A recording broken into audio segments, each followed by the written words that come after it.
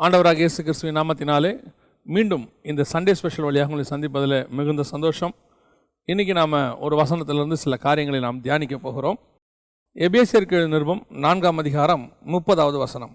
அன்றியும் நீங்கள் மீட்கப்படும் நாளுக்கென்று முத்திரையாய் பெற்ற தேவனுடைய பரிசுத்த ஆவியை துக்கப்படுத்தாதிருங்கள். இந்த வசனத்திலிருந்து தான் நாம் இன்றைக்கி பார்க்க போகிறோம். நாம் முதலாவது கண்களை மூடி ஆண்டவரை நோக்கி பார்ப்போம்.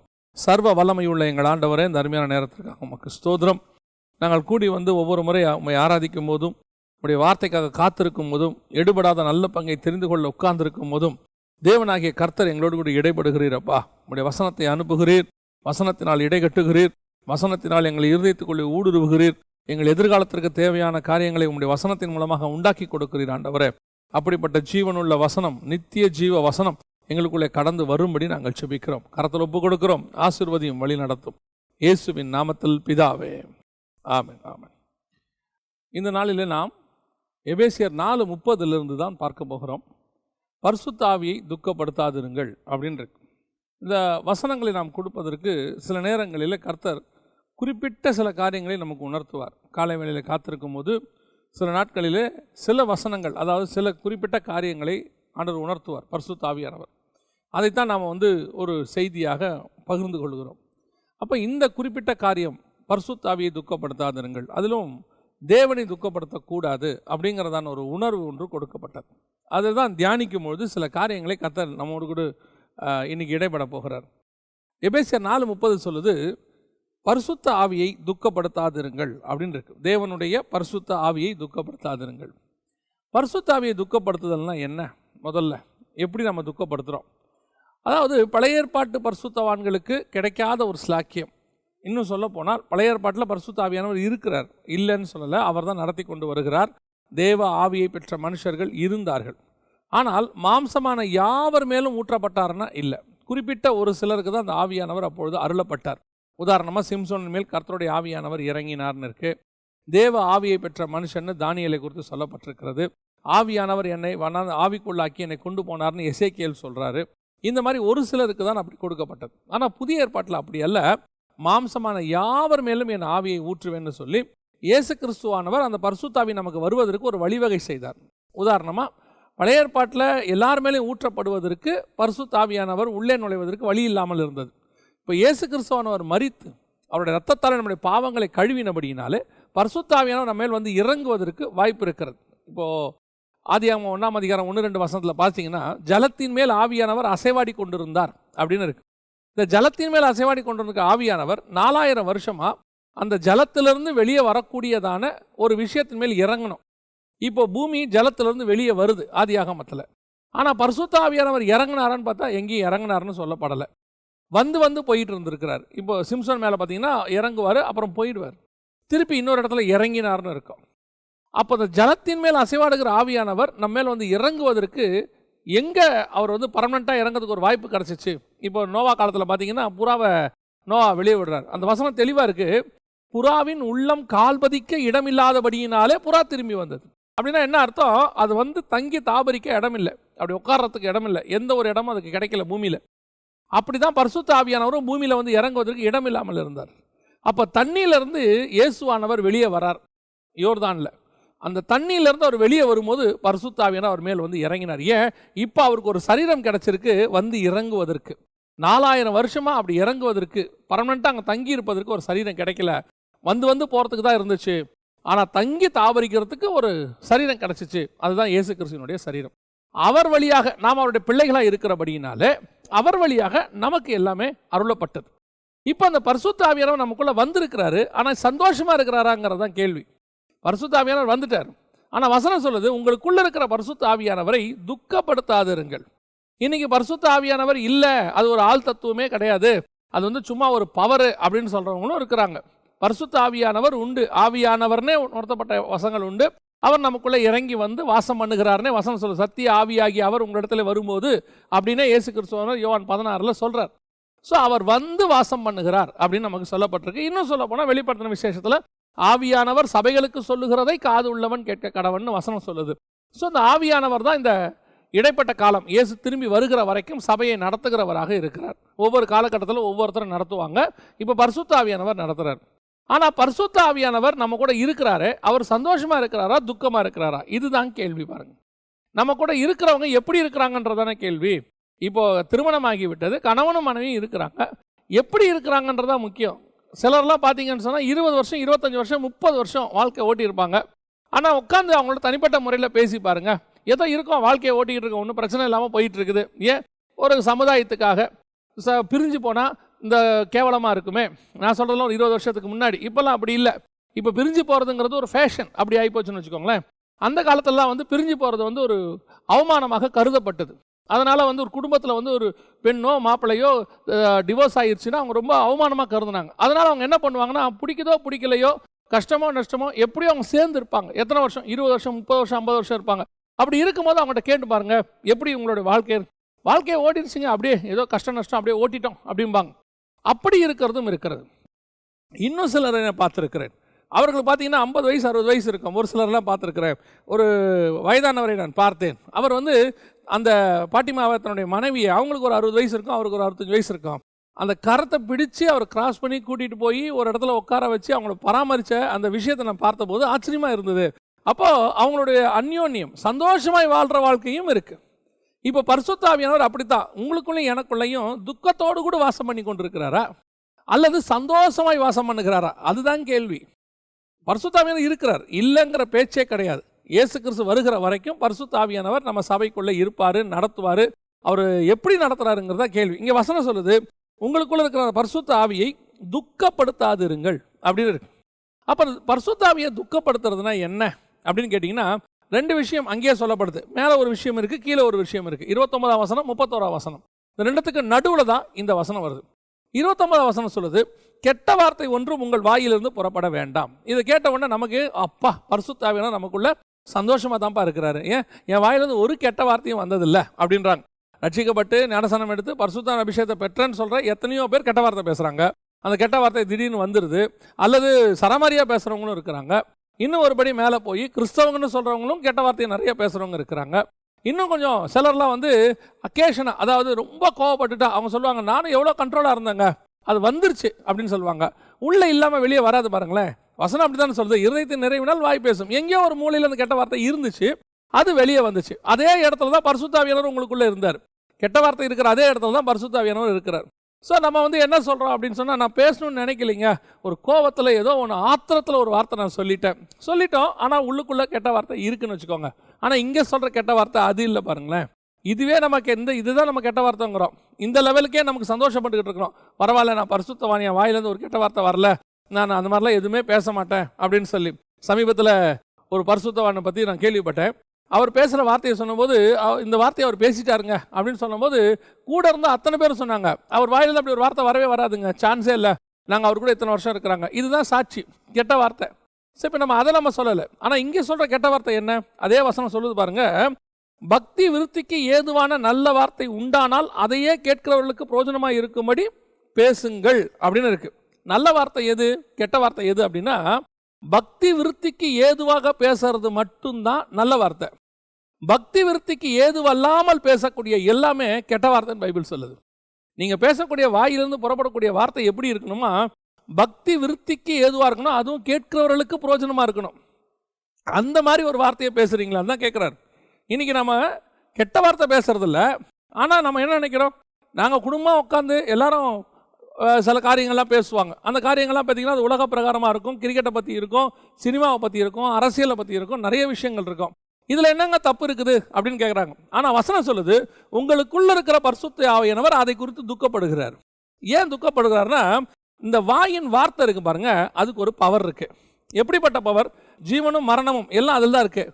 ஆண்டவர் எதில் பவர் கொடுத்துட்டு போயிருக்காரு நீங்கள் நினைக்கிறீங்க? அவர் சொல்கிறாரு, என் நாமத்தினாலே பிசாசுகளை துரத்துவீர்கள். அப்போ நம்ம சொல்லணும், அந்த நாமத்தை உச்சரிக்கணும் பாருங்களேன். அதை உச்சரிக்கிறதுனா அந்த வாயில் வார்த்தைக்கு ஒரு பவர் இருக்குன்னு அர்த்தம். அது மட்டும் இல்லை, ரட்சிப்பு எப்படி உண்டாகுது நீங்கள் நினைக்கிறீங்க? வசனம் சொல்லுது, இருதயத்தினால் விசுவாசித்து வாயினால் அறிக்கை பண்ணணும். அப்போ நம்ம வாயின் வார்த்தைக்கு ஒரு பவர் இருக்குது. இந்த பவரை நம்ம எப்படி யூஸ் பண்ணுறோங்கிறது தான் முக்கியம். சரமாரியாக உட்காந்து ஜாலியாக பேசலாம், தப்பு கிடையாது. அது கெட்ட வார்த்தைன்னு கிடையாது உலக பிரகாரமாக. ஆனால் ஆவிக்குரிய விதத்தில் அதுதான் கெட்ட வார்த்தை. ஏன்? அப்போ உலக பிரகாரமாக பேசுகிற கெட்ட வார்த்தை என்ன? அதுதான் நீங்கள் ரட்சிக்கப்பட்டு வந்துட்டீங்களே, வந்த பிறகு உங்ககிட்ட அப்படி ஒன்று இருக்கவே கூடாது. டிஃபால்ட்டாக அப்படி ஒன்று இருக்கவே இருக்காதுன்னு வச்சுக்கோங்களேன். அப்படி இன்னும் இருக்குன்னா உங்கள் ரட்சிப்புலேயே இன்னும் பிரச்சனை இருக்குன்னு அர்த்தம். எங்கேயோ ஒரு இடத்துல நான் அர்ஜென்ட்டாக நான் கெட்ட வார்த்தை பேசிட்டேன், ஒரு ஆத்திரத்தில் பேசிட்டேன்னா இன்னும் ரட்சிப்பு பூரணப்படல, உங்களுக்குள்ளே இன்னும் கொஞ்சம் பலவீனம் இருக்குன்னு அர்த்தம். நான் பேசுறது அந்த லெவல் இல்லை, நான் 2வது லெவலுக்கு வரேன், முதல் லெவல்ல இருந்து. 2வது லெவலில் என்ன இருக்குது அப்படின்னு கேட்டிங்கன்னா, பக்தி விருத்திக்கு ஏதுவல்லாமல் எதை பேசினாலும் அது கெட்ட வார்த்தைன்னு பைபிள் சொல்லுது. அதன் நிமித்தம் பரிசுத்த ஆவியானவர் துக்கப்படுகிறார். நான் இப்பொழுது விசுவாசிகளை குறித்து மாத்திரம் சொல்லவில்லை, நான் சபையை குறித்தும் சொல்லுகிறேன். விசுவாசிகள் வீடுகளில் நம்ம உட்காந்து எதை பேசிக்கிட்டு இருக்கிறோம்? கர்த்தருக்கு பிரியமானதை பேசுகிறோமா, இல்லை துக்கப்படுத்துகிற மாதிரி பேசுகிறோமா? ஏதாவது அத்தியாவசியமாக பேசுறது வேற. நீங்கள் என்ன சாப்பாடு இன்னைக்கு செய்யட்டும், பிள்ளைங்களுக்கு என்ன ஃபீஸ் கட்டியாச்சா, என்ன படிக்கிறாங்க, என்னப்பா படிக்கிற, இதெல்லாம் வந்து நம்ம பக்தி விருத்திக்கு ஏதுவாக இருக்குதா? அப்போ இதெல்லாமே நம்ம பேசுகிறோமே, அதை கேட்கல ஆண்டவர். இது தவிர்த்து உட்காந்து ஒன்று தேவையில்லாமல் ஒன்று அரட்டை அடிச்சுக்கிட்டு இருப்போம், கதை பேசிக்கிட்டு இருப்போம்ல, தேவனை தேடாதபடிக்கு உட்காந்துக்கிட்டு வேற எதையோ பற்றி புரோஜனம் அல்லாதவைக்கு காரியம் இருக்கும். அதான் இங்கே வசனம் சொல்லுது, கேட்கிறவர்களுக்கு புரோஜனமாக இருக்கும்படி. எது புரோஜனம் இப்போ, எது புரோஜனம் இல்லை அப்படின்னு பார்க்கணும். சும்மா தாங்க உட்காந்து பேசிக்கிட்டு இருக்கிறேன், அது புரோஜனம் இல்லை. நீங்கள் பேசக்கூடிய ஒவ்வொன்றுத்துக்கு பின்னாடியும் ஏதோ ஒரு பக்தி விருத்தி இருக்கணும். ஒரு சில ஊழியர்களாக பிரயாணம் பண்ணுவோம். பிரயாணம் பண்ணும்போது அந்த பிரயாணத்தில் நான் உணர்ந்திருக்கிறேன், ஒரு சிலரோட பிரயாணம் பண்ணும்போது பக்தி விருத்திக்கு ஏதுவான காரியங்கள் எதுவுமே இருக்காது. அவங்க பேசுகிறதெல்லாம் பார்த்தீங்கன்னு சொன்னால் ஏதோ ஒரு அரட்டையாக இருக்கும், இன்னொரு ஊழியரை பற்றின குறையாக இருக்கும், இல்லை இன்னொரு ஊழியத்தை பற்றின குறையாக இருக்கும், ஏதாவது ஒரு காரியம் இருக்கும். ஆனால் ஒரு சிலரோட பிரயாணம் பண்ணும்போது பார்த்தீங்கன்னு சொன்னால் வெறும் வசனத்தை பற்றி இருக்கும், வசனத்துடைய ஆழங்கள் பற்றி இருக்கும். எங்களுக்கு அந்த நேரமே பத்தாது. அந்த 1 மணி நேரம் 1.5 மணி நேரம் ட்ராவல் பண்ணுறோம்னா போனதே தெரியாது. தேவனுக்கு ஏதுவாக, பக்தி விருத்திக்கு ஏதுவாக. இன்றைக்கி நம்முடைய சம்பாஷணைகள் எப்படி இருக்குன்னு பார்க்கணும். நீங்கள் இந்த வசனத்தில் பேச பேச பேச பேச நான் உங்களுக்கு சொல்கிறேன், இந்த வசனத்தை குறித்து அதிகமாக பேச பேச பேச உங்களுடைய வாயின் வார்த்தைகளுக்கு ஒரு வல்லமை வரும். அது மட்டுமல்ல, நீங்கள் வசனத்தை அதிகமாக பேச பேச உங்கள் வசனத்துக்குள்ளே ஒரு வெளிப்பாடு உங்களுக்கு கிடைக்கும். ரெவலேஷன், ரேமான்னு சொல்லுவாங்க, அது உங்களுக்கு வரும். இதெல்லாம் இந்த ப்ராக்டிஸில் வரதா, சடனாக வர்றது கிடையாது. எவ்வளவுக்கு எவ்வளவு நீங்கள் கர்த்தருடைய வார்த்தையை பேசிக்கிட்டே இருக்கிறீங்களோ அவ்வளவுக்கு அவ்வளோ அந்த கர்த்தருடைய வார்த்தைக்குள்ளே இருக்கக்கூடியதான வல்லமைகள் வெளிப்படும். இன்றைக்கி பல ஊழியர்கள் சேர்ந்தோம்னா, பல விசுவாசிகள் சேர்ந்தோம்னா, சேர்றதே எதுக்கு? அரட்டை அடிக்கிறதுக்கு தான், ஜாலியாக இருக்கிறதுக்கு தான், கிண்டல் பண்ணுறதுக்கு தான். நான் எப்பவும் சொல்லுவேன், உன்னை ஒருத்தர் தேடி வராங்க, உன் கூட வந்து உக்காந்தா கொஞ்ச நேரம் போர் அடிக்காது, சந்தோஷமாக இருக்கும் அப்படின்னா நீ அதை சந்தோஷமாக எடுக்கக்கூடாது. நீ ராங்காக வெளிப்பட்டிருக்கிற மக்களுக்கு உன்னை ஒரு ஜோக்கர் ஆக்கியிருக்கிறாங்க, அல்லது உன்னை வந்து ஒரு என்டர்டெய்னர் ஆக்கியிருக்கிறாங்க. உன் கூட உட்காந்தா ஜாலியாக இருக்கும், உன்னை இன்ட்ரெஸ்டிங்காக இருக்கும். அவர் கூட கொஞ்ச நேரம் உட்காந்தோம்னா அப்படியே ஏதாவது கமெண்ட் அடிச்சுக்கிட்டு இருப்பாரு, டைம் போனதே தெரிலங்க, 1 மணி நேரம் போனதே தெரிலன்னு நீ சந்தோஷப்படாத. உன்னை என்டர்டெய்னர் ஆக்கியிருக்கிறாங்க, அல்லது உன்னை ஒரு ஜோக்கர் மாதிரி ஆக்கியிருக்கிறாங்க. ஆனால் அதே நேரத்தில் அந்த மனுஷனோட கூட உட்காந்தோம்னா 2 வார்த்தை கிடைக்கும், அல்லது அவங்க கூட உட்காந்தோம்னா ஏதாவது ஒன்று பேசுவாப்புல, ஒரு ப்ரெசன்ஸ் இருக்கும், அல்லது அந்த மனுஷன் கூட உட்காந்து பேசும்போது கர்த்தருடைய வார்த்தை வெளிப்படும்னு சொன்னாங்கன்னா அதுதான் ஆவியானவர் உன்னை குறித்து சந்தோஷப்படுகிறார்னு அர்த்தம். அப்படிப்பட்டவர்கள் மட்டும் உன்னை தேடி வருவார்கள். அதற்கு பிறகு ஏன் உங்கள் வாயிலிருந்து கெட்ட வார்த்தை ஒன்றும் புறப்படாது, என்டர்டெய்னிங்காக ஒன்றுமே இருக்காது, ஒன்லி ரெவலேஷனாக இருக்கும், ஒன்றி தேவனுடைய ஸ்பிரிச்சுவல் காரியங்கள் வெளிப்படும் போது உன்னை தேடி வருகிறவர்கள் அப்படிப்பட்டவர்களாகவே இருப்பார்கள். சாலமோனிடத்திலிருந்து ஞானம் வெளிப்பட்ட போது ஞானம் விரும்பினவர்கள் அவனை தேடி வந்தார்கள். உன்னிடத்திலிருந்து கர்த்தருடைய வார்த்தை வெளிப்படும் போது வார்த்தை விரும்புகிறவர்களை தேடி வருவார்கள். ஒரு காலத்தில் உட்காந்து காலேஜுக்கெல்லாம் போகும்போது பஸ்ஸில் போயிட்டு இருக்கும்போது ஆண்டவரை ஏற்றுக்கொள்வதற்கு முன்பதாக நீங்கள் பார்த்தீங்கன்னு சொன்னால் அந்த சில பாடல்களை பாடிக்கொண்டு பஸ்ஸை அடித்துக்கொண்டு போகும்போது அதுக்கு ஒரு க்ரௌடு இருக்கும். அந்த க்ரௌடு நம்ம ஒரு நாள் போவாட்டி மறுநாள் மிஸ் பண்ணேம்பாங்க, நேற்று நீ வரவே இல்லை, பஸ்ஸே போர் அடிச்சிச்சுப்பா அப்படின்னு சொல்லுவாங்க. ஆனால் அதே நேரத்தில் நீங்கள் அதெல்லாம் நிறுத்தி விட்டு கர்த்தருடைய வார்த்தைக்குள்ளே வரும்போது அவ்வளோ பெரிய க்ரௌடு வராது. ஆனால் ஒரு சிலர், ஒரு 2 பேர் 3 பேர் உன்னிடத்தில் வந்து உட்கார்ந்துருப்பார்கள். நாங்கள் வேதத்தை ஆராய ஆரம்பித்த காலகட்டத்தில், நாங்கள் 20 வருஷத்துக்கு முன்பதாக சொல்கிறேன், ஊழியத்துக்கு வரத்துக்கு முன்பதாக ஒரு மனுஷன் வேதத்தை போதிப்பார். அவர் நாங்கள் இருந்த இடத்துலேருந்து ஒரு 20 கிலோமீட்டர் தள்ளி இருந்தார். அப்பொழுதெல்லாம் எங்ககிட்ட வந்து இந்த மாதிரியெல்லாம் வசதி வாய்ப்புகள் கிடையாது. அந்த வாயின் வார்த்தைகளை கேட்பதற்கு மாலை வேளைகளில் புறப்பட்டு ஓடுவோம். நானும் நண்பர்களும் புறப்பட்டு போய் அவர் பாதத்தில் உட்கார்ந்துருப்போம்.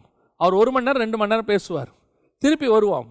போகும்போதும் வரும்போதும் செலவுகள் நிறைய ஆகும், பெட்ரோல் செலவு எல்லாம் நிறைய ஆகும். ஆனால் அதை பற்றிலாம் நாங்கள் கவலைப்பட்டதே கிடையாது. அந்த கர்த்தருடைய வார்த்தை, உன்னுடைய வார்த்தை இருக்குமானால் எவ்வளவு தூரத்திலிருந்து ஜனங்கள் தேடி வருவார்கள். பக்தி விருத்திக்கு ஏதுவான நல்ல வார்த்தைகளையே பேசுங்கள். உன்னை ஜனங்கள் எப்படி ஐடென்டிஃபை பண்ணணும் தெரியுமா?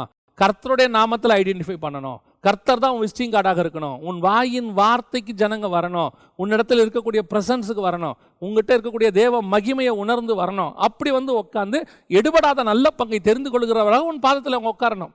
இதை விட்டுட்டு இன்னைக்கு ஜனங்க எப்படி உன்னை தேடி வராங்கன்னு கொஞ்சம் பாருங்க. காசுக்கு வரவன் காணாமல் போயிடுவான்.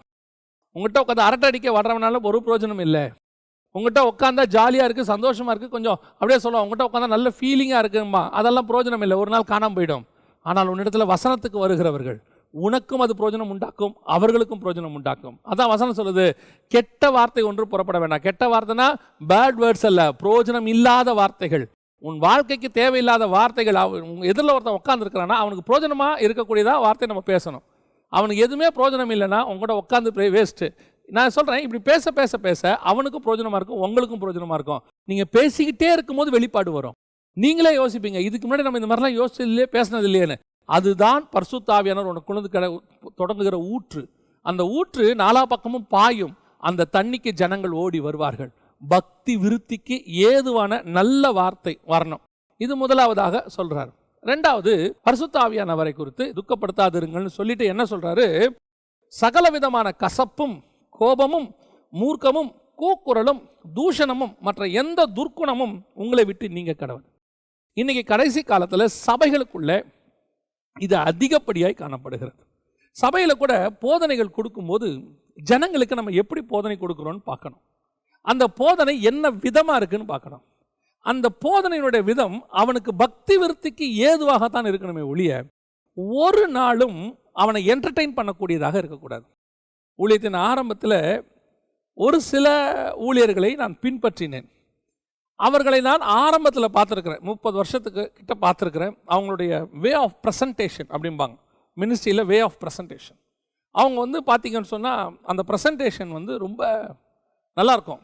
அது எப்படி அப்படின்னு கேட்டிங்கன்னா, வசனம் கொஞ்சம் இருக்கும், கூட ஒரு சின்ன கதை இருக்கும், அப்படியே ஒரு சின்ன ஜோக்ஸ் இருக்கும். இதெல்லாம் சேர்ந்து அப்படி பேக்கேஜாக அவங்க கொண்டு வரும்போது ஒரு என்டர்டெயின் அப்படி உட்காந்துருப்பாங்க. ஆனால் இது எனக்கு அப்பொழுது சரி என்று பட்டது. என்னுடைய ஊழியங்களிலும் அப்படித்தான் வெளிப்பட்டது. ஆனால் போக போக போக போக பரிசுத்த ஆவியானவர் அப்போஸ்தலர் நடபடிகளை படித்துக்கொண்டே வரும்போது சில காரியங்களை உணர்த்த தொடங்கினார். அதாவது வசனம் ஆவியானவர் அங்கே கொடுக்கிறது. நடுவில் நீங்கள் யூஸ் பண்ணக்கூடிய ஜோக்ஸு, கொண்டு வரக்கூடியதான உங்கள் சம்மந்தப்பட்டதெல்லாம் மாம்சம் கொடுக்கக்கூடியது. ஆவியும் மாம்சமும் சேர்ந்து அங்கே வராது. அப்போ என்ன ஆகுதுன்னு பார்த்தீங்கன்னு சொன்னால், பரிசுத்த ஆவியானவருடைய 100% கண்ட்ரோலுக்கு கீழே மெசேஜ் இல்லை. அந்த இடத்துல கூட கொஞ்சம் என்ன வருது, உங்கள் மாம்சமும் கலக்குது. நம்ம என்ன பண்ணுறோம்னா, க்ரௌடை நம்ம என்டர்டெயினாக வச்சுக்க விரும்புகிறோம், அல்லது க்ரௌடை நம்ம பக்கம் திருப்ப விரும்புகிறோம், அல்லது க்ரௌட் நம்ம சொல்கிறத கேட்க வைக்கிறதுக்காக நம்ம என்ன பண்ணுறோம், நடுவில் கொஞ்சம் காரியங்களே அவங்கள ஐஸ் பிரேக்கிங் அப்படின்னு சொல்லுவாங்க, ஐஸ் பிரேக் அப்படின்னு சொல்லுவாங்க. அவங்கள அப்படியே நம்ம பக்கம் என்டர்டெயின் பண்ணுறதுக்கு சில காரியங்கள்லாம் சொல்லி சொல்லி கொண்டாடுவோம். இது ஒரு ஒரு காலகட்டத்தில் சரி, ஒரு காலகட்டத்தில் இது சரியாகத்தான் இருந்தது என்னை பொறுத்த வரைக்கும். ஆனால் அதற்கு பிறகு ஆவியானவர் உணர்த்தினார், ஆவியானவர் பேசுகிறதுக்கும் நீ பேசுறதுக்கும் டிஃபரன்ஸ் இருக்கு. கொஞ்சம் தான் ஆவியானவர் பேசினார். நடுவில் நீ உன்னோட சுயத்தை கலக்கிற, ஏன்னா ஜனங்களை என்டர்டெயின் பண்ணுறதுக்காக. இப்போ அவங்க சிரிச்சிட்டாங்க, அவங்க கொஞ்சம் சந்தோஷமாயிட்டாங்கன்னா எக்ஸ்ட்ரா 2 ஜோக்கை போடுவோம், ஏன்னா அவங்க அதுக்கு ரெஸ்பான்ஸ் பண்ணுறாங்கன்னு சொல்லி. இதெல்லாம் பிரசங்கியார்கிட்ட இருக்கிற பிரச்சனை. ஸோ அப்போ அவங்க தூக்கி போடும்போது உடனே அவங்க இன்னும் ஜாலியாகி என்டர்டெயின். நீங்கள் கடைசியாக முடிச்சுட்டு போகும்போது கேளுங்களேன், முடிச்சுட்டு போகும்போது எப்படி இருந்துச்சு மெசேஜ் அப்படின்னா, ஐயோ அவர் பயங்கர ஜோக்காக பேசுகிறாருங்க. அவர் ஒரு ஜோக் சொன்னார் பாருங்க. நான் ஒரு 20-15 வருஷத்துக்கு முன்னாடி பேசின போது ஒருத்தர் சமீபத்தில் மீட் பண்ணேன். அவர் சொன்னார், அதில் ஒரு ஜோக் சொன்னீங்க பாருங்க, அது இன்னும் என்னால் மறக்க முடியாதுன்னாரு. நான் நினச்சேன் என்னுடைய மெசேஜ் அது ஃபெயிலியர். ஜோக் ஞாபகத்தில் இருக்கக்கூடாது, ஆவியானவர் என்னை உணர்த்தினாரு, என்னை குத்தினாரு, அன்னைக்கு நான் மனம் திரும்பினேன், அதிக இருதயத்துக்குள்ள இன்னைய வரைக்கும் மாற்றத்தை உண்டாக்கி இருக்குன்னு அவர் சொல்லி இருந்தாருன்னா அந்த மெசேஜ் சக்சஸ். இதுதான் பரிசுத்த ஆவியை பக்தி விருத்திக்கு எதுவாக பேசுறது. நம்ம பல நேரங்களில் இந்த மாம்சத்தை கலந்துடுறோம் உள்ள, ஜனங்களை திருப்திப்படுத்துறதுக்காக, ஜனங்களை அட்டென்ஷனில் கொண்டு வரதுக்காக, க்ரௌடை நம்ம என்டர்டெயினாக வச்சுக்கிறதுக்காக நம்ம செய்கிறோம். ஒரு பீரியடில் ஆண்டவர் சொன்னார், இதை செய்யாத, இதை செய்யவே செய்யாத, இதை செஞ்சினா உன் மாம்சமும் என் ஆவியும் போராட ஆரம்பிக்குது. ஆவி போயிட்டே இருக்கும்போது நடுவில் மாம்சம் வந்துடுது. ஜனங்க, நீ நினைக்கிற ஜனங்க அட்டென்டிவாக இருக்காங்கன்னு, ஜனங்க ஏன் அட்டென்ஷன்லேருந்து உன் அட்டென்ஷனுக்கு போயிட்டாங்க. இது ரொம்ப யோசித்து நம்ம செய்ய வேண்டிய ஒரு விஷயம். நான் சொல்கிறேன், நீங்கள் பேசிக்கொண்டே இருங்க, பரிசுத்தாவில நிரம்பி பேசிக்கிட்டே இருங்க. நீங்கள் எந்த ஜோக்கும் சொல்லவே வேண்டாம், நீங்கள் எந்த விதமான கதை கூட சொல்ல வேண்டாம். ஆனால் உன்னை நோக்கி க்ரௌட் 100% அட்டென்ஷன்லேயே உட்கார்ந்துருக்கும். அந்த அட்டென்ஷனை கொண்டு வந்தது நீங்கள் அல்ல, உங்கள் வாயின் வார்த்தையின் மூலமாய் பரிசுத்த ஆவியானவர். உன் பக்கம் அப்படியே 100% உட்கார வச்சிருப்பாரு. அவங்க இந்த பக்கம் அந்த பக்கம் திரும்பவே மாட்டாங்க. அப்படித்தான் இயேசுவானவர் உட்கார வச்சார். 3 நாள் உட்கார வச்சிருக்கிறார் பாருங்களேன் ஒரு க்ரௌடை. காலையிலேருந்து சாயங்காலம் வரைக்கும் உட்கார வைக்கிறார் பாருங்களேன் ஒரு க்ரௌடை.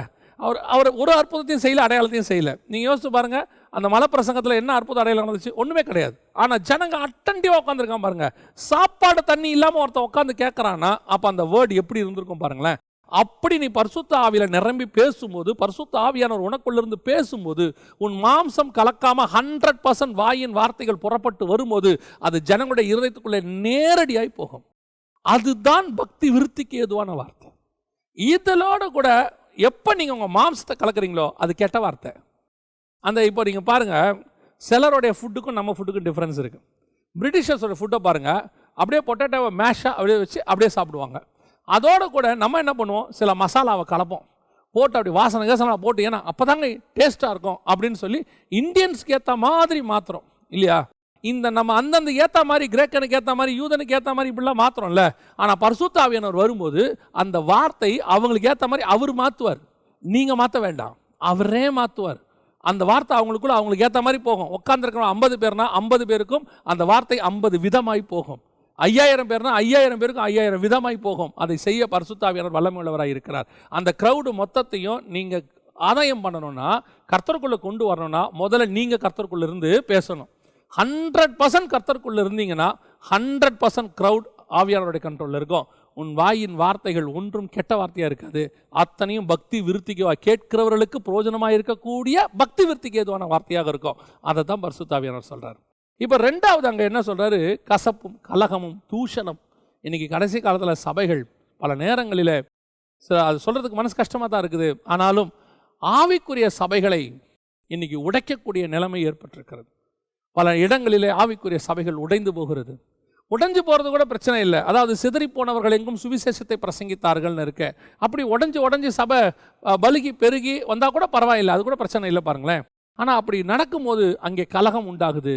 அந்த கலகத்தில் உள்ளுக்குள்ள இருக்கிற ஜனங்கள் தூஷணமான வார்த்தைகளை பேசுகிறார்கள். அது மட்டுமல்ல, அந்த கலகத்தை அடக்குவதற்கு புறஜாதியார் உள்ளே வருகிறார்கள். புறஜாதியார் உள்ளே வந்து அந்த சமாதானத்தை கொண்டு வராங்க. பவுல் சொல்றாரு, உங்களுக்குள்ளே ஒரு சமாதானத்தை ஏற்படுத்த உங்களால் முடியலன்னா இருக்கிறவங்களே லீஸ்டான ஒரு ஆளை தெரிஞ்சுக்கிட்டு அவனை நீங்கள் அந்த வழக்குக்கு கொண்டு வாங்க. அது கூட எதுக்கு சொல்கிறேன்னா, உங்களுக்கு அவமானப்படத்தக்கதாக சொல்கிறேன்னு சொல்கிறார். இன்றைக்கி சபைகள் கலகங்களால் நிறைந்திருக்கிறது. எப்படி பரிசுத்த ஆவியானவர் சந்தோஷமாக இருப்பார் சொல்லுங்கள்? பரிசுத்த ஆவியானவர் அசைவாடுகிற சபைன்னு சொல்கிறோம், ஆவிக்குரிய சபைகள்னு சொல்கிறோம். இன்றைக்கி அந்த சபைகளுக்குள்ளே கலகம், தூஷணம், அந்த சபை இந்த வசனத்தில் சொல்கிற அத்தனையும் இங்கே இருக்குது. கசப்பு, கோபம், மூர்க்கம், கூக்குரல். கடந்த 10 வருஷத்தில் சென்னையில் நிறைய சபைகளை பார்க்கிறேன். நான் தமிழ்நாடு முழுக்க பல சபைகளை குறித்து கேள்விப்படுகிறேன். ரொம்ப வேதனையாக இருக்கிறது. சபைகள் அங்கே இருக்கக்கூடியதான அந்த குரூப்பாக நான் கேபாவை சார்ந்தவன் என்றும், நான் பவுலை சார்ந்தவன் என்றும், நான் அப்போலோவை சார்ந்தவன் என்றும் என்று அன்னைக்கு என்ன பிரச்சனை வந்துச்சோ இன்றைக்கி அதே பிரச்சனை சபைகளுக்குள்ள அதே மாதிரி கூக்குரல், தூஷணம், கேவலமான வார்த்தைகள். இவர்களெல்லாம் தேவ மனுஷர்களா என்றால் நான் சொல்லுவேன், தேவ மனுஷர்கள் அல்ல. தேவனுடைய மனுஷன் அப்படி செய்ய மாட்டான். தேவனுடைய மனுஷன் தேவ சமூகத்தில் ஒப்படைத்து விட்டு ஆண்டவரை நீர் பொறுப்படுத்திக் கொள்ளும் என்று சொல்லுவான். இன்றைக்கி என்ன நடக்குது பாருங்க. அது யார் சைடு தப்பு, யார் சைடு சரியில்லை, அதெல்லாம் நமக்கு ரெண்டாவது, அது ஆண்டவர் பார்த்துக்கிறான்னு வச்சுக்கோங்களேன். ஆனால் ஒரு பரிசுத்த ஆவியானவர் நடத்துகிற சபையில் ஒரு கூக்குரல், பரிசுத்த ஆவியானவர் இருக்கக்கூடிய சபையில் தூஷணம், பரிசுத்த ஆவியானவர் இருக்கிற சபையில் கலகம், பரிசுத்த ஆவியானவர் இருக்கிற சபையில் கோபம், பரிசுத்த ஆவியானவர் இருக்கக்கூடிய சபையில் கசப்பு. அப்படி இருந்தால் அங்கே பரிசுத்த ஆவியானவர் துக்கத்தோடு கூட இருக்கிறார். எப்படி இருக்கும் யோசித்து பாருங்க. இன்னைக்கு சபை எப்படி இருக்குதோ அப்படித்தான் அந்த வீடும் இருக்கும். சபையினுடைய அபிஷேகம் அந்த சபையில் இருக்கக்கூடிய விசுவாசிகள் வீட்லையும் இருக்கும். சபை கூக்குரலிட்டா விசுவாசி வீட்லையும் கூக்குரல் இருக்கும். சபையில் ஒரு கசப்பு இருந்தால் விசுவாசி வீட்லையும் இருக்கு. ஏன்? இந்த அபிஷேகத்தோடு தான் அவங்க வீட்டுக்கு போகிறாங்க. பரிசுத்தாவின் அபிஷேகத்தோடு அவங்க வீட்டுக்கு போனால் பரிசுத்தாவின் நிறைவு இருக்கும். நீ கசப்பையும் கூக்குரலையும் கோபத்தையும் மூர்க்கத்தையும் அந்த இடத்துல கொண்டு வந்து ஜனங்களுக்குள்ள போராட்டத்தை நீங்கள் கொண்டாந்துட்டீங்கன்னா அதே அபிஷேகத்தை வீட்டுக்கும் போவாங்க. நான் சொல்லுகிறது குறிப்பிட்ட எந்த சபையும் அல்ல, அநேக சபைகள் இப்பொழுது அந்த பிரச்சனைக்குள்ளே இருக்கிறது. பரிசுத்த ஆவியானவர் துக்கத்தோடு கூட இருக்கிறார். ஒரு காலத்தில் அந்த சபைகளிலே பரிசுத்த ஆவியானவர் அசைவாடி 1000 கணக்கான ஆத்துமாக்களை கொள்ளை பொருளாய் கொண்டு வந்த சபைகள். எத்தனையோ சபைகள் இப்படிப்பட்டவர்களாலே துண்டு துண்டாகி சபைகளுக்குள்ளே தேவையற்ற காரியங்கள் நடந்து சபைகளுக்குள்ளே ஜனங்களை சமாதானப்படுத்துவதற்கு புறஜாதியார் உள்ளே வந்து, இது பரிசுத்த ஆவி விரும்பக்கூடிய காரியம் இல்லை. பரிசுத்த ஆவியை துக்கப்படுத்தாதிருங்கள்.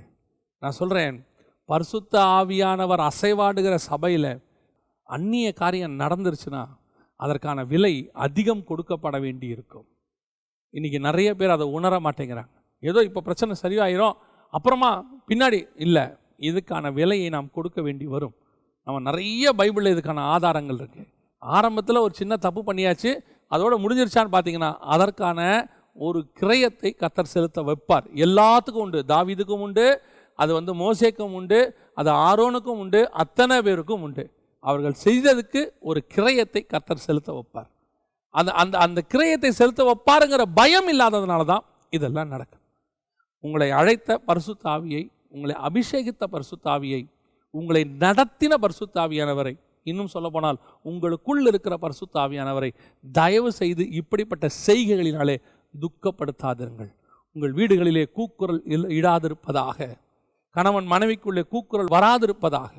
இன்னைக்கு பரிசுத்த ஆவியை பெற்றோன்னு சொல்றவங்களுக்குள்ள அமைதி இல்லை, சமாதானம் இல்லை, சண்டைக்கு தீவிரித்தல், கூக்குரல். இன்னைக்கு வீடுகளுக்குள்ளே எப்படி சபைகளுக்குள்ளே உட்காந்து ஒன்று ஆராதிக்கிறீங்க? உங்கள் நிமித்தம் ஒரு செத்த நீங்க அப்படிப்பட்ட ஒரு கூக்குரலோடு கூட, ஒரு கசப்போடு கூட, ஒரு மூர்க்கத்தோடு கூட, ஒரு சமாதானம் இல்லாமல் சபைக்குள்ளே நீங்கள் உட்கார்ந்தீங்கன்னா நீங்கள் ஒரு செத்த நீங்கள் பரிசுத்த ஆவியை துக்கப்படுத்துகிறவங்க. சபைக்குள்ளே ஒப்புரவாகி சபை என்பது சரிப்படுத்துகிற இடமாக இருக்கணும். இன்னைக்கு நிறைய பேர் வந்த வண்ணமாக திரும்பி போகிறாங்க. கணவனும் மனைவியும் பிரச்சனையோட சபைக்கு வராங்க, சபையில் அது சால்வ் ஆகணும் இல்லையா? சால்வ் ஆகாமல் அதே பிரச்சனையோட திரும்பி போய் ஒரு வாரம் கசப்போடு இருக்கிறாங்க. அடுத்த வாரம் வராங்க, அடுத்த வாரமும் சரியாகலை, அடுத்த 2 வாரம் கசப்போடு இருக்கிறாங்க. அதுக்கப்புறம் குடும்ப பிரிவினைக்கு நேராக போகும். எப்பவுமே வசனம் சொல்லுது, சூரியன் அஸ்தமிக்கிறதுக்குள்ளே சரி ஆயிரணும். கணவனுக்கு மனைவிக்குள்ளே இருக்கிற பிரச்சனை, அது வீட்டுக்குள்ளே இருக்கிற எந்த பிரச்சனையாக இருந்தாலும் சூரியன் அஸ்தமிக்கிறதுக்குள்ளே எல்லாம் பரிசுத்த ஆவி துக்கப்படுவார். உங்களுக்குள்ளே இருக்கிறார். தயவு செய்து உட்கார்ந்து 2 பேரும் பேசுங்க. சபைகளுக்குள்ளே அப்படிப்பட்ட காரியங்கள் வராதிருப்பதாக, சபைக்குள்ளே கூக்குரல் தூஷணமான காரியங்கள் வராதிருப்பதாக. முதலாவது, பரிசுத்த ஆவியை நம்ம எதனால் துக்கப்படுத்துகிறோம்? புரோஜனமற்ற வார்த்தைகளை பேசுகிறதுனாலே. புரோஜனமற்ற வார்த்தைகளை மட்டும் இல்லை, தூஷணம், கூக்குரல், இது போன்ற சம்பவங்களாலே பரிசுத்த ஆவியை நாம் துக்கப்படுத்துகிறோம். 2வது, தேவனை நாம் எப்படி துக்கப்படுத்துகிறோம்? 1 சாமுவேலின் புஸ்தகம் 15ஆம் அதிகாரம் 35வது வசனம் சொல்லுகிறது, சவுல் மரணமடையும் நாள் மட்டும் சாமுவேல் அப்புறம் அவனை கண்டு பேசவில்லை.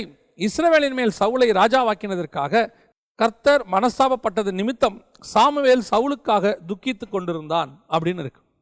இங்க கர்த்தர் ஒரு காரியத்தை செஞ்சிருக்கிறார். என்ன பண்ணியிருக்கிறாரு?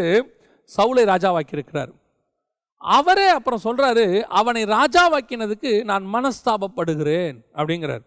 ஒரு அபிஷேகத்தை கர்த்தர் கொடுத்திருக்கிறாரு, ராஜாவாக அபிஷேகம் பண்ணியிருக்கிறார். யாரு? சாமுவேல் தான் அபிஷேகம் பண்ணியிருக்கிறார்.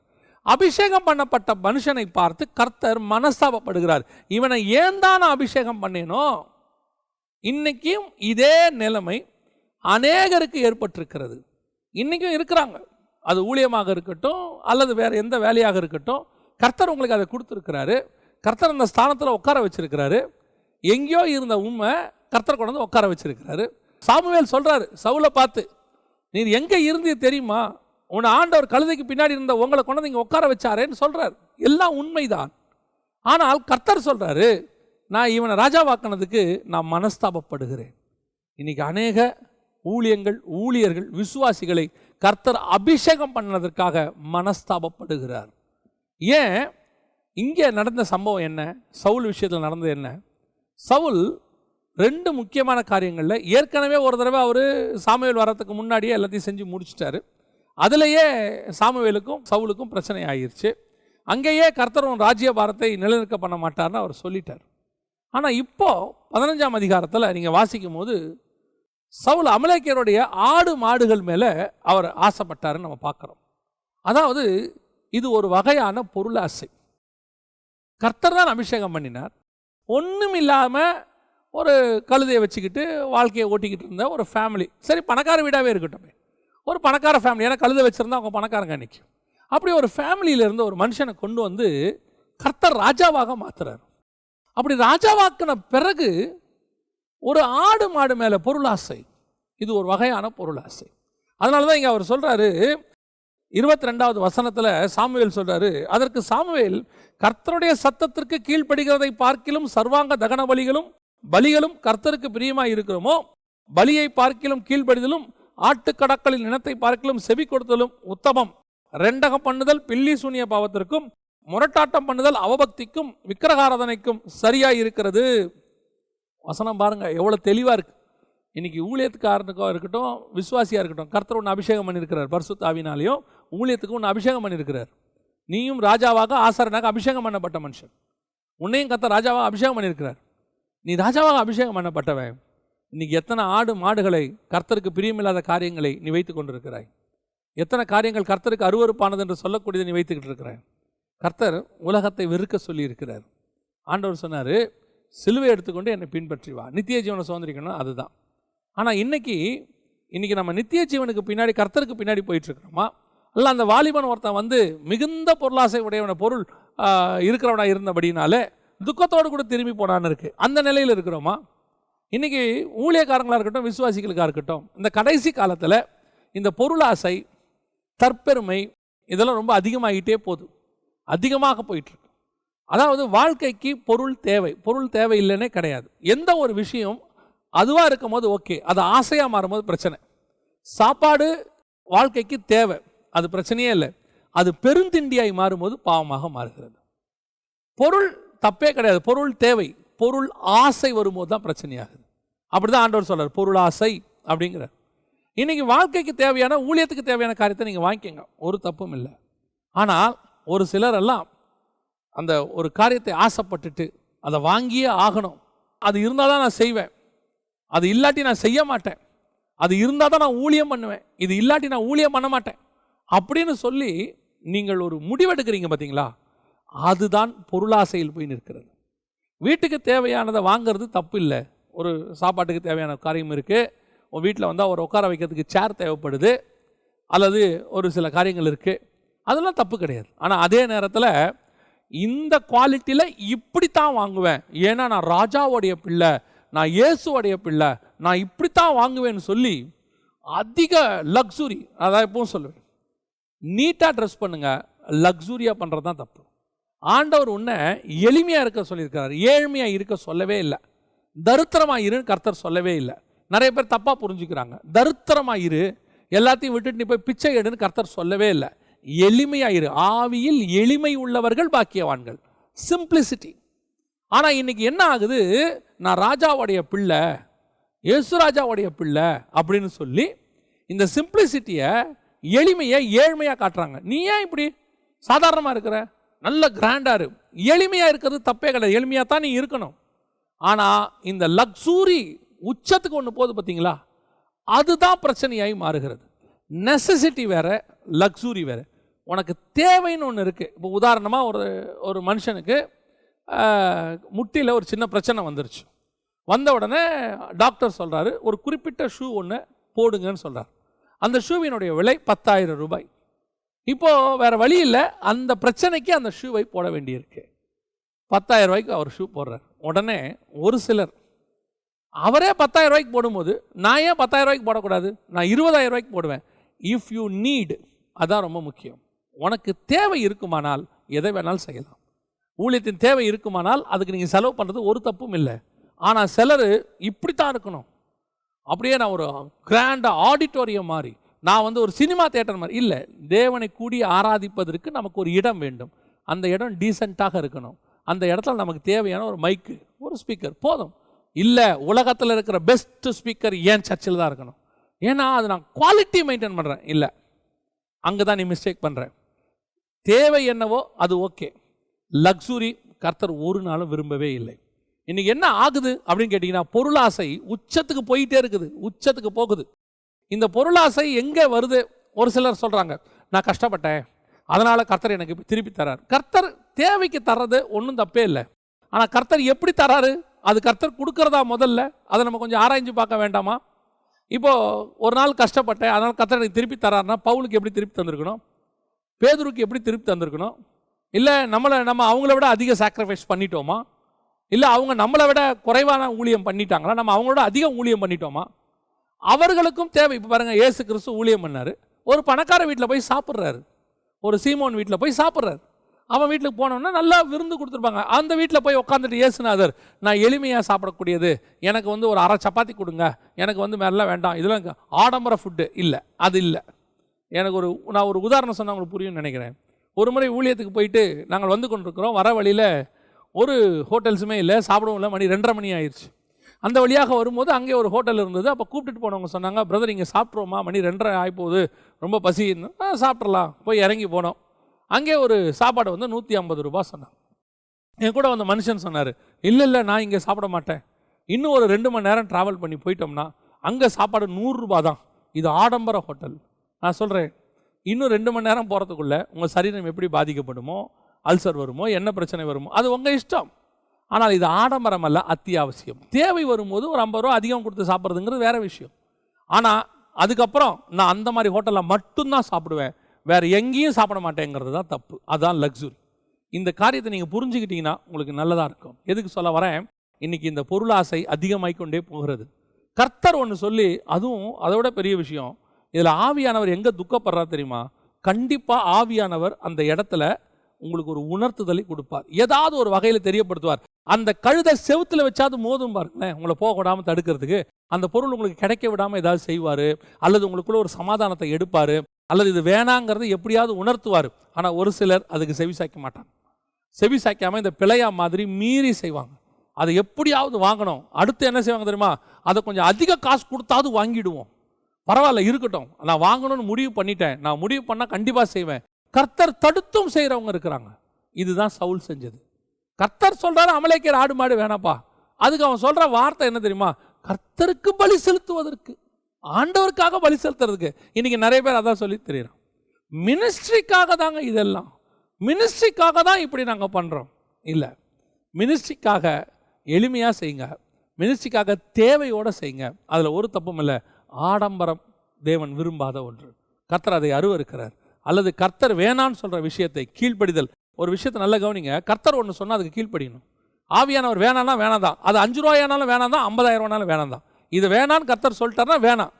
5 ரூபா தானே, இது ஏன் கர்த்தர் வேணாங்கிறாரு, வாங்கி வச்சுப்போம். இல்லை, கர்த்தர் சொல்கிறது வேணாம், அவ்வளோதான். அது 5 ரூபா 50 ரூபாங்கிற பிரச்சனை கிடையாது, கீழ்ப்படிதலா இல்லையாங்கிறது தான். பழம் சாப்பிட்ணுமா சாப்பிடலையாங்கிறது அந்த இடத்துல எது பிரமாணம்? கீழ்ப்படிதான் பிரமாணம். இங்கே என்ன சொல்கிறார் பாருங்க, 23ஆம் வசனத்தில் சொல்றாரு, நீர் கர்த்தருடைய வார்த்தையை புறக்கணித்தீர், ஆகவே நீர் ராஜாவா இராதபடிக்கு கர்த்தர் உம்மை புறக்கணித்து தள்ளினார். ஒன்று தெரிஞ்சுக்கோங்க, எந்த இடத்துல கர்த்தர் நம்மளை ரிஜெக்ட் பண்றான்னு நமக்கு தெரியாது, நமக்கு தெரியவே தெரியாது. இதோட நீ முடிஞ்ச அப்படின்ட்டாரு. இதில் கொடுமை என்ன தெரியுமா? அடுத்த 38 வருஷம் சவுல் ராஜாவாக இருக்கிறார். ஏன்னு சொன்னால் அந்த வசனம் எப்படி ஆரம்பிக்குதுன்னா, சவுல் ராஜாவாக இருந்த 2வது வருஷம், ராஜ்யபாரம் பண்ணின 2வது வருஷம்னு அந்த 13:1 இருக்கு. 13:1-2 வாசிக்கும் போது சவுல் ராஜ்யபாரம் பண்ணி 1 வருஷம் ஆயிற்று. அதுக்கப்புறம் தான் அந்த பிரச்சனை வருது. அதுக்கப்புறம் நீங்கள் வாசித்து பாருங்க, கிட்டத்தட்ட ஒரு 30 வருஷத்துக்கு மேலே சவுல் ராஜாவாக இருந்திருக்கிறார். தாவீது இன்னும் ராஜாவாகலை. கர்த்தர் புறக்கணித்து தள்ளின பிறகு இதுதான் பிரச்சனையே. கர்த்தர் நிறைய பேரை ஊழியத்தை தள்ளிட்டார், ஆனால் ராஜாவாகவே இருப்பாங்க. கர்த்தர் அதெல்லாம் தடுக்கவே மாட்டார். இப்போ யோசித்து கர்த்தர் தள்ளிட்டாரு. மறுநாள் காலையில் சவுலுக்கு வந்து சாப்பாட்டு பிரச்சனை வந்துச்சா? மறுநாள் காலையில் சவுலுக்கு குதிரை இல்லாமல் போச்சா? இனி ராஜா இல்லைன்னு சொல்லிட்டு போர் சேவரெல்லாம் போயிட்டாங்களா? இல்லை, அடுத்த 30 வருஷம் ராஜா மாதிரியே தான் உட்காந்தார், ஆனால் ராஜா இல்லை. அபிஷேகம் போயிடுச்சு, கர்த்தர் அபிஷேகத்தை எடுத்துட்டார். இப்போ பிரச்சனை, நீ சிங்காசனத்தில் ராஜா உட்காந்துருக்கிறதா கர்த்தருடைய அபிஷேகமானு கேட்டால் கர்த்தருடைய அபிஷேகம் தான் முக்கியம். கர்த்தர் அபிஷேகம் இல்லாமல் நீ ராஜ்யபாரத்தில் உட்காரதுல ஒரு பிரயோஜனமும் இல்லை. கர்த்தர் புறக்கணித்து தள்ளின பிறகு நீ சீட்டில் உட்காந்துருக்கிறதுல என்ன பிரயோஜனம்? இன்னைக்கு நிறைய ஊழியம் அப்படி தான் நடக்குது. கர்த்தர் புறக்கணித்து தள்ளிட்டாரு. ஏன்? அவர்கள் அமலேக்கியருடைய ஆடு மாடுகளுக்கு பின்னால் போய்விட்டார்கள், உலகத்தினுடைய பொருளாசைக்கு பின்னாடி போயிட்டாங்க, உலகத்தினுடைய காரியங்களுக்கு பின்னாடி போயாச்சு. போன பிறகு கர்த்தருடைய வார்த்தைக்கு கீழ்ப்படியாம, திருப்பியும் நான் சொல்றேன், நல்லா புரிஞ்சுக்கொள்ளுங்க, கர்த்தர் அனுமதிக்கிற காரியங்கள் எத்தனை லட்சமாக இருந்தாலும் பெற்றுக்கொள்ளுங்கள், தப்பே கிடையாது, அது தேவையா வாங்கிக்கலாம். கர்த்தர் அனுமதிக்காத காரியம் எத்தனை சின்னதாக இருந்தாலும் தேவையில்லை, ஏன்னா கர்த்தர் வேணான்னு சொல்லிட்டார், அவ்வளோதான். இதில் நம்ம கீழ்ப்படுகிறோமா இல்லையாங்கிறது தான் கேள்வியே. இப்போ நம்ம என்ன செய்கிறோம்? அந்த பொருள் மேலே உள்ள ஆசை, சின்ன வயசுலேருந்து எனக்கு அது மேலே ஒரு ஆசை இருந்துச்சு, அதை எப்படியாவது வாங்கணும்னு நான் நினச்சிட்டு இருந்தேன் அப்படின்னு சொல்லி நாம் என்ன பண்ணுவோம் தெரியுமா? கர்த்தருடைய அந்த வார்த்தைக்கு கீழ்ப்படியாமல் அதை நம்ம செய்வோம். இது என்னங்க சின்ன விஷயம் தானே, எனக்கு சின்ன வயசுலேருந்து ஒரு ஆசை இருந்துச்சு. ஒரு தேவ மனுஷன் இருந்தார், அவருக்கு ஒரு ஆசை என்ன அப்படின்னு கேட்டால், அவர் சிடி போட்டு பாட்டு பாடணும்னு அவருக்கு ஆசை. சிடி போட்டு பாட்டு போட்டு வெளியிடணும்னு அவருக்கு ஒரு ஆசை. அவர் ஊழியத்துக்கு வந்த புதுசில் அவருக்கு அதுக்கு வாய்ப்பு இல்லை, கர்த்தர் அவரை போட வேணான்னு சொல்லிட்டார். அப்புறம் அவருக்கு காசு வந்துச்சு, நல்ல சிடி போடக்கூடிய வசதி வாய்ப்புக்கு அவர் வந்தார். வந்தபோது ஒரு முறை சீடி போடுறதுக்கான ஆயத்த பணிகள் செஞ்சார். செய்யும்போது ஆண்டவர் சொன்னார், நான் உன்னை சீடி போட வேணாம் தானே சொன்னேன். காசு இருக்குது இல்லைங்கிறது ரெண்டாவது, உன்னை சீடி போட வேணான்றது தான் நான் சொன்னது. அந்த தேவ மனுஷன் அவர் நினச்சா ஒரு 10 சீடி போடலாம். ஆனால் இன்னைய வரைக்கும் அவர் சீடி போடவே இல்லை. அவர் சொல்லுவார், கர்த்தருக்கு பிரியம் இல்லை, அவ்வளோதான், வேணாம் விட்டுருங்க. கர்த்தர் வேணான்னு சொல்லிட்டாரு. எங்கிட்ட காசு இருக்குன்றதுனாலையோ, செய்ய முடியும்ங்கிறதுனாலையோ, அல்லது என்னால் வாங்கக்கூடிய விலையில் அது அஃபோர்டாக இருக்குன்றதுனாலையோ, அது ரொம்ப சீப்புங்க, அதெல்லாம் வாங்க முடியும், நான் நினச்சேன் அந்த மாதிரி 10 வாங்குவேன்றதுனாலே பிரச்சனை அங்கே இல்லை. கர்த்தருக்கு சித்தமா இல்லையாங்கிறது தான் பிரச்சனை. அதுதான் கர்த்தர் பார்க்குறாரு. ஆடு மாடு நினச்சிருந்தா அதை விட லட்சக்கணக்கில் ஆடு மாடை கொடுமையானவைகளை சவுல் வாங்கி கர்த்தருக்கு பலியிட முடியும். அதை அமலேக்கே இருந்த வெட்டினியா இல்லையா, அதுதான் கேள்வி. கீழ்ப்படிதலா இல்லையா? இன்னைக்கு நிறைய பேர் இங்கே தான் மிஸ்டேக். அதனால் என்ன ஆயிடுச்சு தெரியுமா? பரிசுத்த ஆவியானவர் மனஸ்தாபப்பட்டார். சவுலை ராஜாவாக்குனதுக்கு நான் அபிஷேகம் பண்ணியிருக்கிறேன், நான் அவனுக்கு இவ்வளோ மேன்மையை கொடுத்துருக்கிறேன். ஆனால் இன்றைக்கி உலகத்தில் உள்ள பொருளாசை, உலகத்தில் உள்ளதான லக்ஸூரியஸ் காரியங்கள், பெரிய காரியங்களை ஆசைப்பட்டுக்கிட்டு என் வார்த்தையை அவன் புறக்கணித்து தள்ளிவிட்டான். என் வார்த்தையை புறக்கணித்தவனை நான் தள்ளி விடுகிறேன். நீ ராஜாவாக இருப்ப, ஆனால் உனக்கு ஆல்டர்னேட்டை உருவாக்கி மேலே வந்து உட்கார வைக்க நீ ராஜாவாக தான் இருப்ப. தாவீது வந்து ராஜாவை உட்கார வரைக்கும் உன்னை கர்த்தர் ராஜாவாக தான் உட்கார வச்சிருப்பாரு. ஆனால் நீ கர்த்தருடைய பார்வையில் ராஜா அல்ல. உன் ஊழியம் கர்த்தருடைய பார்வையில் விருப்பமானதல்ல. கர்த்தர் உன்னை பயன்படுத்துகிறார் என்று சொல்ல முடியாது. நீ கர்த்தரால் புறக்கணித்து தள்ளப்பட்டவனாய் மாறிவிடுவாய். இன்னைக்கு ஆண்டவர்கிட்ட கேளு, ஆண்டவரே, நான் நீர் விரும்புகிறதை மட்டும் செய்யணும் ஆண்டவரே, 100%. எனக்கு பலன் இருக்குன்றதுனால நான் எல்லாத்தையும் செஞ்சிடக்கூடாது ஆண்டவரே. எனக்கு பலன் இருந்தாலும் இல்லாவிட்டாலும் நீர் சொல்கிறத மட்டும்தான் நான் செய்வேன் ஆண்டவரே. அதை தாண்டி நான் வேறு ஒன்றுமே செய்ய மாட்டேன். என் பலன் அதனால் குன்றி போனாலும் பரவாயில்ல ஆண்டவரே, நீங்கள் சொல்கிறத மட்டும் செய்வேன். அப்படி ஒரு தீர்மானம் விடுங்க. உங்களுக்குள் இருக்கிற பரிசுத்த ஆவியானவர் சந்தோஷப்படுவார்.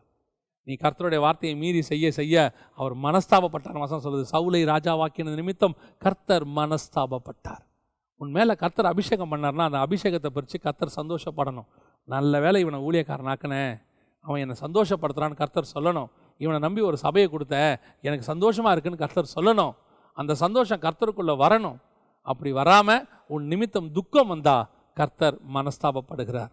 கடைசியாக கர்த்தர் எங்கே இன்னொரு காரியத்திலும் கர்த்தர் மனஸ்தாபப்படுகிறார். ஆதியாகமத்தின் புஸ்தகம் 6ஆம் அதிகாரம் 6வது வசனம் சொல்லுகிறது, தாம் பூமியிலே மனுஷனை உண்டாக்கினதற்காக கர்த்தர் மனஸ்தாபப்பட்டார்.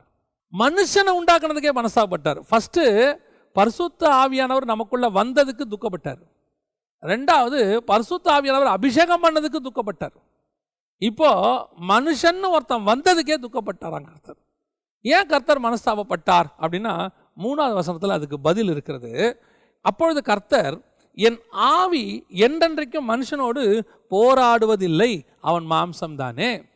இப்போவும் ஆவிக்குள்ள தான் பிரச்சனை. அதனால நம்ம ஆரம்பத்தில் பார்த்தோம், உனக்குள்ள இருக்கிற பரிசுத்தாவியை துக்கப்படுத்தாதிருங்கள்னு. பரிசுத்தாவியானவர் பழைய ஏற்பாட்டிலே இருக்கிறார் பாருங்களேன்.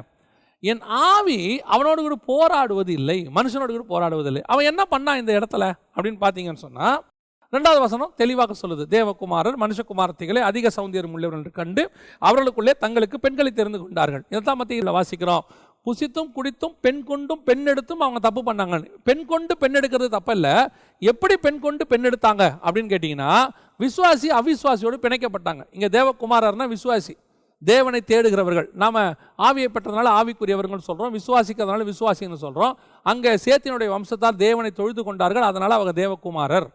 சிலர் இந்த தூதர்கள்னு சொல்லுவாங்க. தூதர்களுக்கு குமாரத்தைகளோடு கூட மனுஷர்களோடு சேரக்கூடிய சரீரம் கிடையாது, அவர்கள் ஆணும் இல்லை பெண்ணும் இல்லை. அது ஒரு தப்பான விளக்கம். ஆனால் வசனத்தின்படி யாருன்னா தேவகுமாரர்னா தேவனை பின்பற்றுகிற ஜனங்கள், தேவனை தொழுது கொள்ளுகிற ஜனங்கள். அப்போ அந்த தேவகுமாரர் விசுவாசிகள் மனுஷகுமாரத்திகள் அவிசுவாசிகளை பார்த்து சௌந்தரியம் உள்ளவர்கள் என்று கண்டு. நிறைய பேர் இங்கே என்ன ஒரு பிரச்சனை இருக்குது அப்படின்னு கேட்டிங்கன்னு சொன்னால், இந்த திருமண காரியமாகவே இருக்கட்டும், இன்றைக்கி இருக்கிற திருமண காரியங்கள் இருக்கட்டும், இதை பற்றி அதிகம் நம்ம பேச வேண்டி இருக்கிறது. ஏன் அப்படின்னா, எந்த காலத்திலும் இல்லாத அளவுக்கு டிவோர்ஸ் அதிகமாக போயிட்டுருக்குது. எந்த காலத்திலும் இல்லாத அளவுக்கு சபைகளுக்குள்ளே அது போயிட்டு இருக்குது. சபைகளுக்குள்ளே போராட்டம், பிரச்சனை, குடும்பங்களுக்குள்ள பிரச்சனை அதிகமாக. எங்களுக்கு வரக்கூடிய ஃபோனில் பார்த்தீங்கன்னா ஒரு நாளைக்கு மினிமம் 1 ஃபோன் 2 ஃபோன் குடும்ப பிரச்சனை ஃபோனாக தான் இருக்குது, அதிகமாக வருது. என்ன காரணம் அப்படின்னு கேட்டிங்கன்னு சொன்னால், இது ஆரம்பத்திலேருந்தே இதுக்கு பிரச்சனை இருக்குது. அங்கே தான் நம்ம கொஞ்சம் தியானிக்கணும். நிறைய பேர் எங்கே வராங்க, நாங்கள் என் கல்யாண வாழ்க்கை ஏன் இப்படி ஆகிப்போச்சு, நான் எங்கள் கணவருக்கு உண்மையாக தான் இருக்கேன், நான் என் மனைவிக்கு உண்மையாக தான் இருக்கேன், ஆனால் எங்களுக்குள்ள சண்டை போராட்டம் இல்லை. இந்த பிரச்சனை இங்கே ஆரம்பிக்கலைங்க. இந்த பிரச்சனை எங்கே ஆரம்பிக்குதுன்னு சொல்கிறேன். திருமணம் செய்யும் போதே நீங்கள் யாரை திருமணம் செய்கிறீர்கள்னு ஒரு விஷயம் இருக்குது. உங்களுடைய கிரைட்டீரியா எதை பேஸ் பண்ணி அமைஞ்சிச்சுன்னு பார்க்கணும். இன்றைக்கி நிறைய பேர் கிரைட்டீரியாவை எதை பேஸ் பண்ணி பார்க்குறாங்க? படிப்பை பேஸ் பண்ணி வச்சுருக்கிறாங்க. அவர் பிஇ முடிச்சிருக்கிறாரு, அந்த பொண்ணு பிஇயாவது இருக்கணும், அப்போ தான் அவங்களுக்குள்ள ஒத்து போகும். சிலர் உருவ அமைப்பை வைத்து, பையன் கலராக இருக்காரு, பொண்ணும் கலராக இருக்கணும், பையன் உயரமாக இருக்காரு, பொண்ணும் உயரமாக இருக்கணும், இப்படி எல்லா அமைப்பும் பார்த்து சிலர் அந்தஸ்து வச்சுருக்கிறாங்க. இவர் இந்த மாதிரி அந்தஸ்தில் இருக்கார், அவங்க இந்த அந்தஸ்தில் இருக்கிறாங்க, இதெல்லாம் பார்க்குறாங்க. இது இன்னும் சிலர் கொஞ்சம் துணிகரமாக இந்த டௌரியெல்லாம் கேட்பாங்க, அதெல்லாம் கொடுக்குற குடும்பமாக இருந்தால் அப்படின்னு சொல்லிட்டு கடைசியாக எங்கே வராங்க? கர்த்தர்கிட்ட வராங்க. நம்ம ஜோம் பண்ணுவோம், கர்த்தருக்கு சித்தமானால் அப்படின்ட்டு.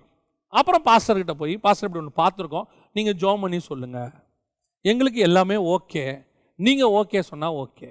இப்போ அவர் என்ன ஓகே இல்லை நான் சொல்ல போகிறாரு? இப்போ என்ன பிரச்சனை இங்கே? இவங்க எல்லாம் பார்த்தாங்களே பொண்ணுடைய ஸ்பிரிச்சுவாலிட்டி, பையனுடைய ஸ்பிரிச்சுவாலிட்டியை பார்த்தாங்களா?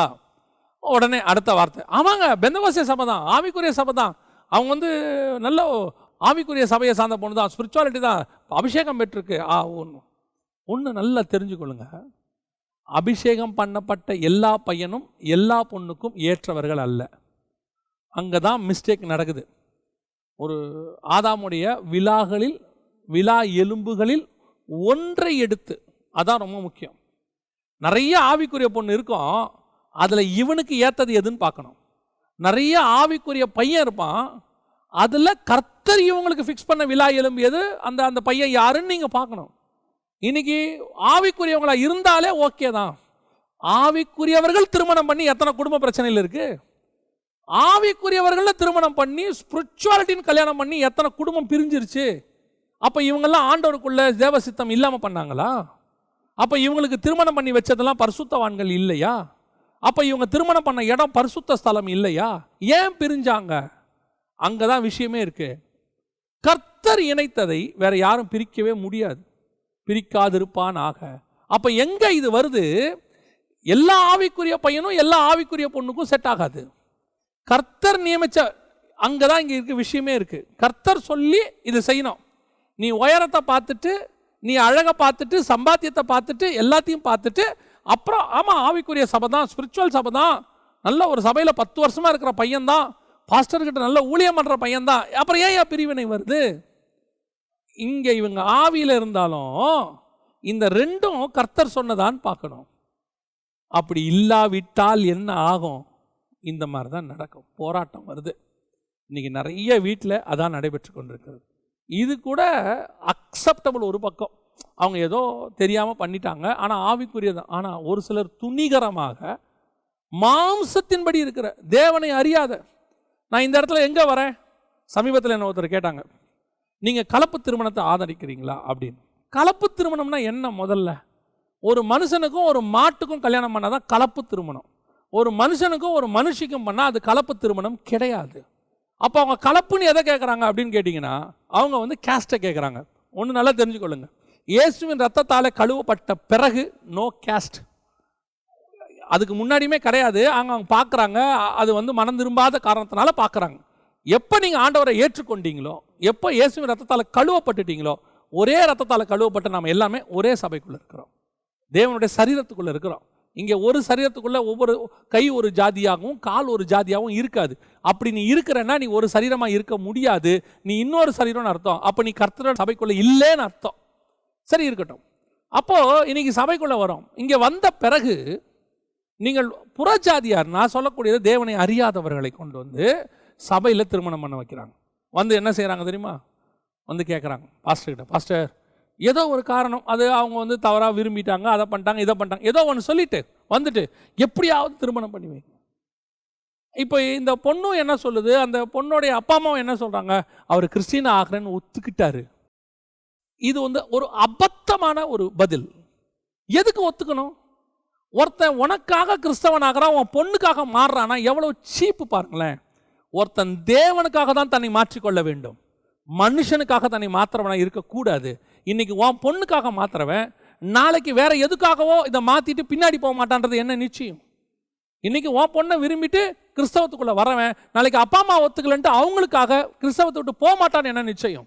இன்னைக்கு நிறைய பெற்றோரும் அந்த தப்பை செய்யறாங்க, நிறைய பிள்ளைகளும் அந்த தப்பை செய்யுது.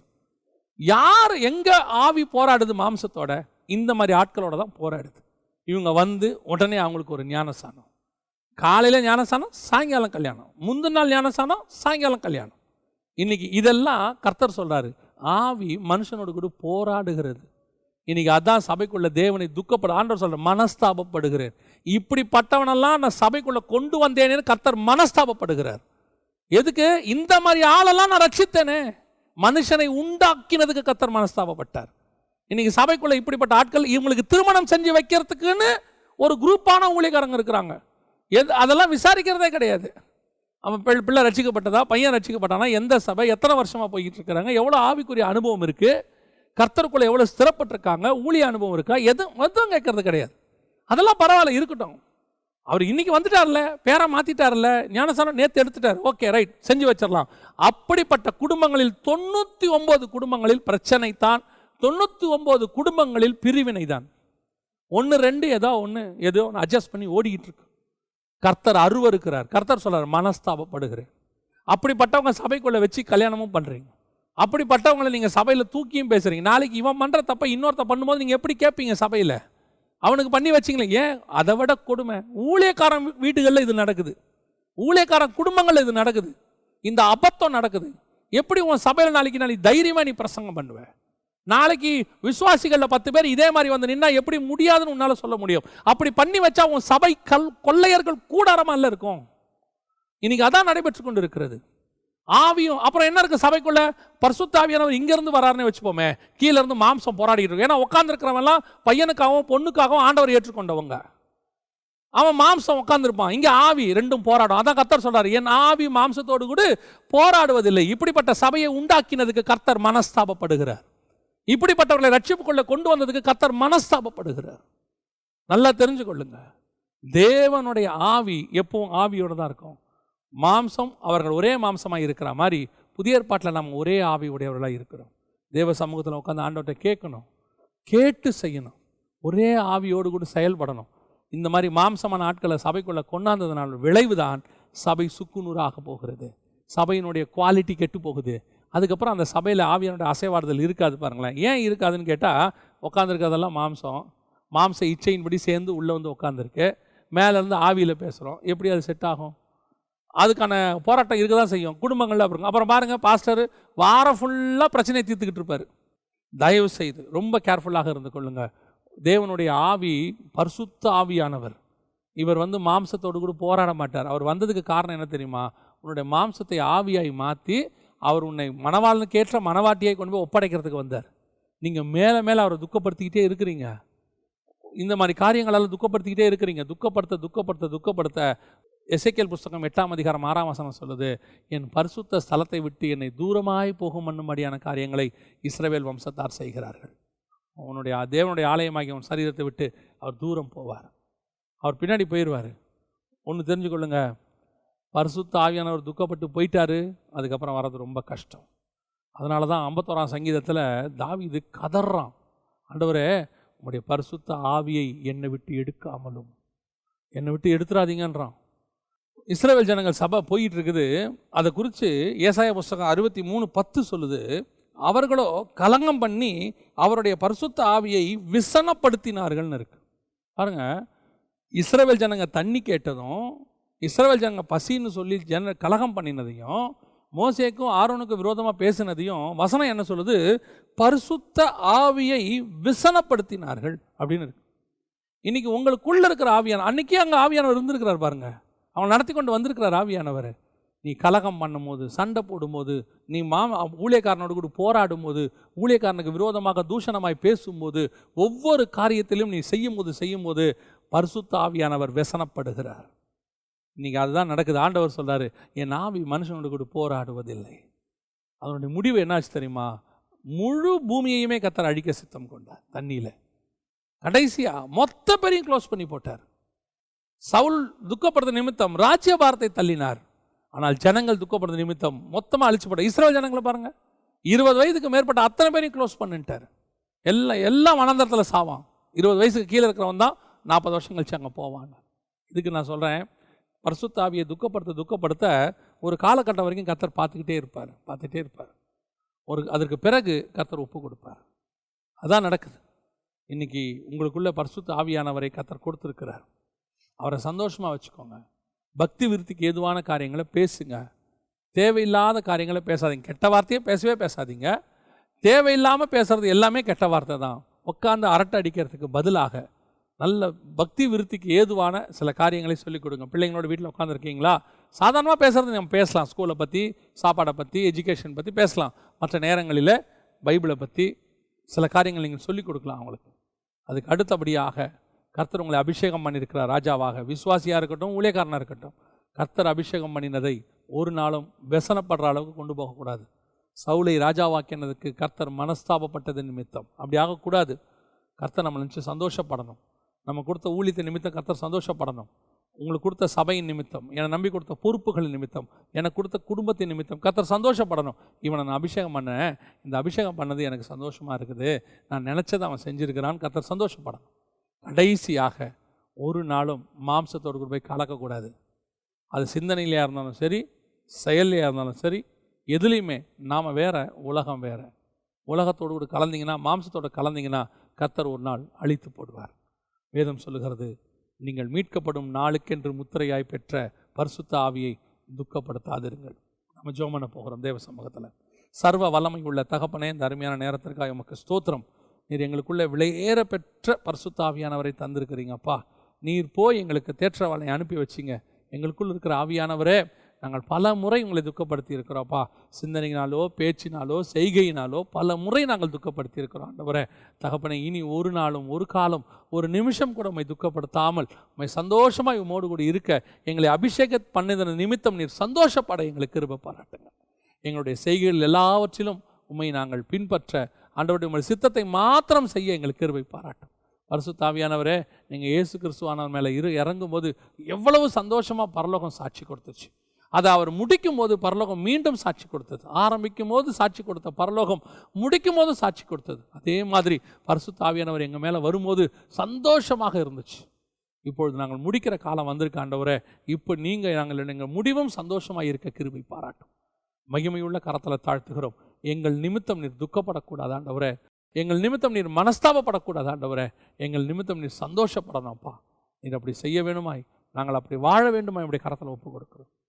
எங்கள் ஆண்டவர் இயேசுவின் நாமத்தில் பிதாவே.